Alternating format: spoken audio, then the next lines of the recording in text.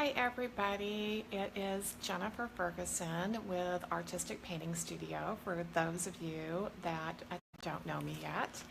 And it's time to put some glaze on this piece and get some stuff done here, okay? So I thought I would take a couple of minutes and kind of share with you the process that I'm doing right now on this. And as you guys join me, please type in hello and let me know who's here. It's so nice to kind of know who's here on live with me. And it is, Wednesday afternoon in the middle of the day, so, you know, it's probably a lot of people trying to work still. But this is the cabinet section of my piece that I've been working on for who knows how long. Okay, it seems like it takes me a year to get anything done, especially when this had two sections. So the bottom cabinet is done, so now this is the bookshelf, basically, part to it. I keep calling it a hutch, but it has a bunch of little cubbies in here to hold all my books in my office. So I'm excited to get it done and actually put it to use.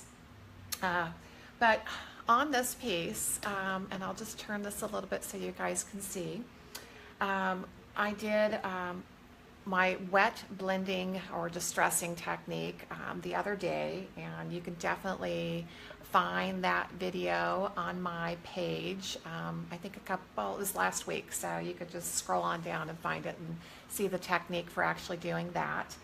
And because I have used the Debbie's Design Diary chalk paint on here, I've put a top coat on it to seal it.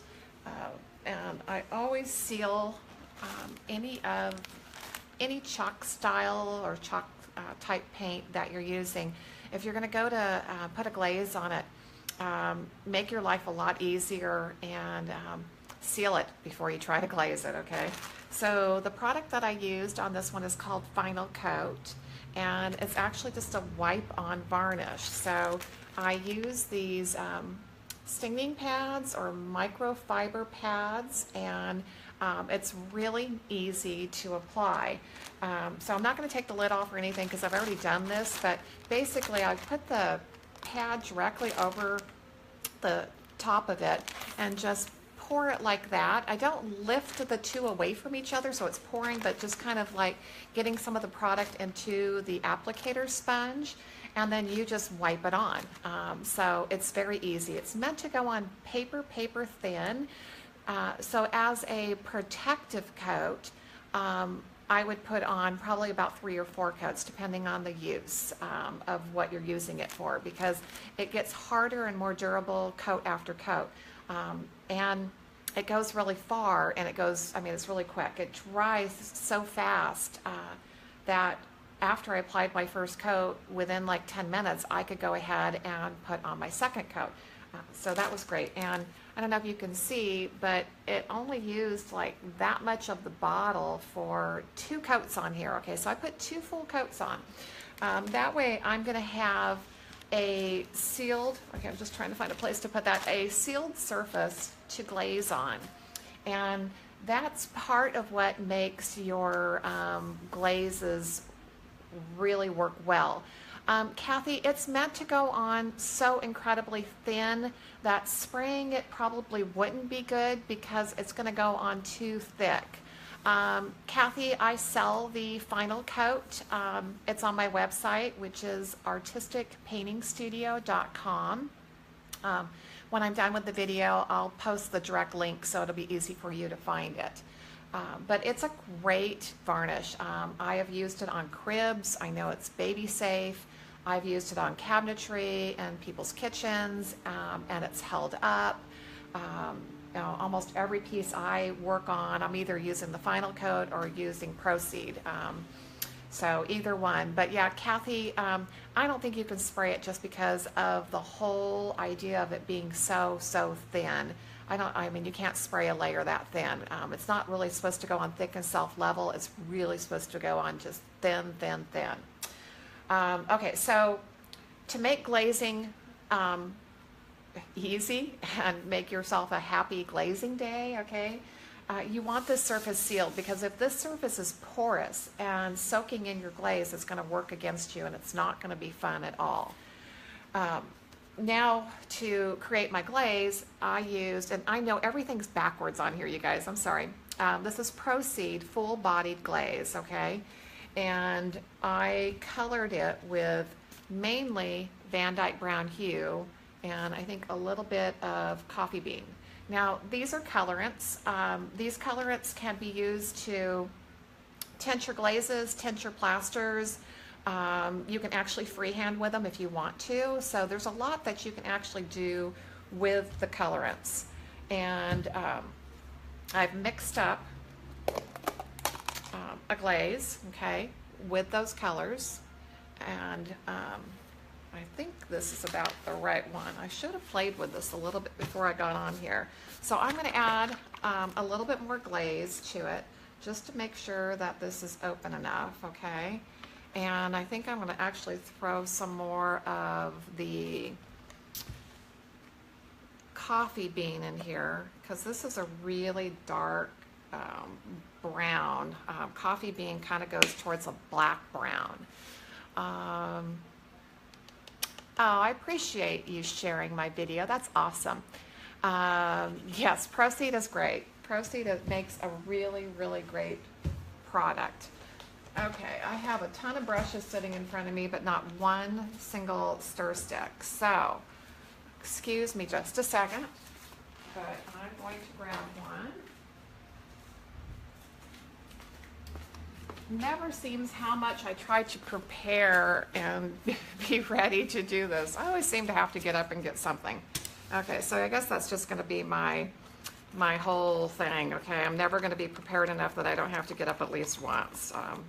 That seems to always happen. Okay, so there's my beautiful, beautiful glaze all mixed up. Okay, and let's see if I can show you one of the things I do to test my glazes without dripping this all over the place. I'll pull it up on the stir stick, okay, and shear it out a little bit, because that's going to tell me about basically how much pigment I have, and I can determine if that's strong enough or if I want more pigment in the glaze. And to, I guess, explain that better is a glaze should be sheer, okay, because you're wanting sheer color. We don't want to cover up what we've done. We just want to put a sheer layer over the top of it, age it, distress it. It's actually going to change the color of this piece and make it go more green, okay, because of the umber and the teal are going to go green when it gets applied. But no matter how sheer my glaze is, my glaze can have more intensity or more pigment. And that just means it's going to be darker, but I'll still have that, it'll still be transparent, okay? And if I don't feel I've got enough strength, okay, to it, or I want more, I can always just add more colorant.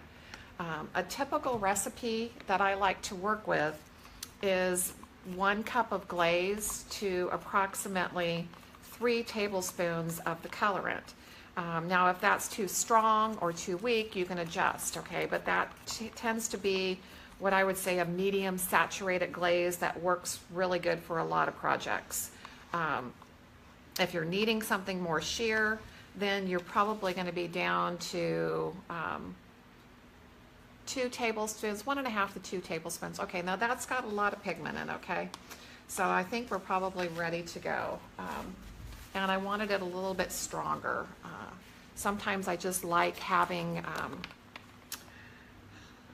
the deeper color, especially when I want to kind of let it sit into the corners and let it get a little bit darker. Okay, so I'm stirring this up really good, making sure it's ready to go. Now, if you're scared to create your own glazes, one that I have liked that I do use once in a while is General Finishes Van Dyke Brown, and that's the glaze, not stain, okay? So it's a glaze, and it works pretty good. It doesn't have as much open time as the Proceed Full Body does, but it's still, you know, a good glaze to work with. Okay, I'm going to glove up so that my hands are not umber when I'm done, okay? They were actually, I don't know, I still think I have the teal color underneath my fingernails from the other day when I was distressing this, okay? It does take a while for it to wear off. Okay, my favorite brush for application is just a good old chip brush, and mine are well loved, as you can see, rust and all, okay? And I will be applying it with this brush, and then I will be wiping off the excess with cheesecloth, okay? So this is a cheesecloth that comes on a bolt, and it's actually Wimple cloth, okay? Cheesecloth is like a generic name, but Wimple cloth has the least amount of lint, so you're not having to go back and pick off little pieces, but it comes off the bolt in these sheets, and then I will take 2 of them, put them together, and this is easier without gloves on, okay? And fold them in half a couple times and make myself like a little wiping pad. This works really great when you are trying to remove the excess glaze. Okay, so I'm going to turn this down here, okay, so that you guys can see exactly what I'm doing. And I am seeing a lot of friends and people that I know joining, and I thank you guys for hanging out with me this morning, or I should say this afternoon. Okay, so I'm just going to brush on the glaze, and you want to brush it on thin, okay? There's no need to brush this on heavy and thick because you're going to basically remove almost all of it, okay? So I will refer to my students as stretch and pull that stuff, okay? You can brush it on in multiple directions, but if you stretch this out, you're just needing that thin coat of glaze on there to do the aging, and you don't need a ton of glaze. And I'm kind of isolating a section at a time because you do have what I call a window of time to get this removed, okay? And that window of time is what I was referring to as open time. So you don't want to brush on a huge, huge section and then go take a phone call, okay? You want to get back to this and start removing it and working it before you start to get anything to dry. And that's what I was referring to on having a sealed surface and why I took the time. Hello, Rhonda. Why I took the time to seal this first, okay? So as I was brushing, I got a little bit of product on this top edge, and I'm just going to wipe that off, okay, as my brush was flicking a little color here and there. So I'm just wiping off those spots to begin with. And then I'm just going to use the cheesecloth, okay, to basically brush off all the excess, okay?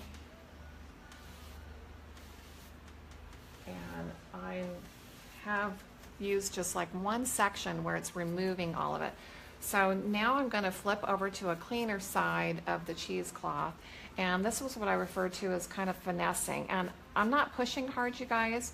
I have a real light touch where I'm just going to start coming back and forth and almost doing like a buffing motion and removing as much as I want. And you know, it is a personal thing of how much color people want to leave behind. And remember, I told you guys that this is going to make it look greener, and if you can still see the original color before I glaze to this now, it really does affect the color of the paint. So I fair warn everybody, always best to make a sample of what you think you want to create before you throw that glaze on a piece and go, oh my gosh, that's too dark, or really didn't want it to, you know, go that green. So make sure that you play with creating a sample first and you know what you're accomplishing and what you're going to get. And that's about all I'm going to remove. And I'm going to try and turn Just don't know if I can get the camera angle here or not, but I hope you can see this edge. Let's see if I can move that a little bit more. Okay, there we go. Keep moving it the wrong way. This edge here, where I left it darker in the crevices on purpose, so I didn't try to go in and wipe that out, and that's part of what I love with using glaze is you can have that little extra bit that just runs into the crevices. And I originally talked, if you guys have been following on this piece, that in all the cubbies I have, let's see if I can turn this in here and let you guys see, I have the hammered metal finish on those back edges, and I wasn't able to cut absolutely perfect line, okay, because of all the texture and the different woods together. So I'm planning on using the glaze in my favor, and all those corners and edges are going to go dark, okay? I'm just going to leave more glaze in there and just get more of an aged look to begin with. And that's perfect for this piece because that's what this piece is all about. It just has an aged appearance.